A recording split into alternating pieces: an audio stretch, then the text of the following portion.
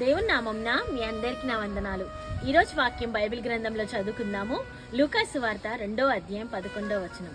దావీదు పట్టణమందు నేడు రక్షకుడు మీ కొరకు పుట్టి ఉన్నాడు, ఈయనే ప్రభు అయిన క్రీస్తు.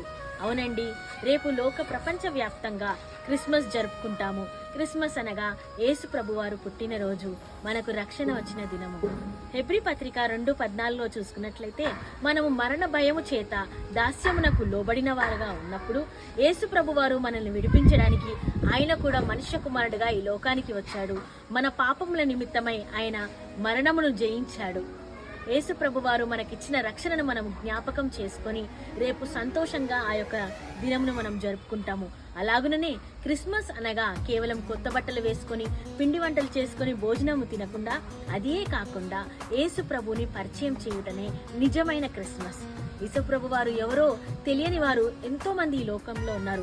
మనకు తెలిసిన వారే ఎంతో మంది ఉన్నారు. వారిని కూడా దేవుని వైపు మనం నడిపించాలి. అప్పుడు మనం దేవునికి బహుమానం ఇచ్చినట్టుగా ఉంటుంది. కనుక ఈ క్రిస్మస్ నాడు ప్రతి ఒక్కరము వ్యక్తిగతంగా మనమందరము కూడా ఈ యొక్క పని విషయమై మనం తీర్మానం చేసుకుందాము. ఒక్కరినైనా యేసు ప్రభు వైపు మనము తీసుకొని వద్దాము. ఈ చిన్ని వాక్యం దేవుడు దీవించును గాక. ఆమేన్.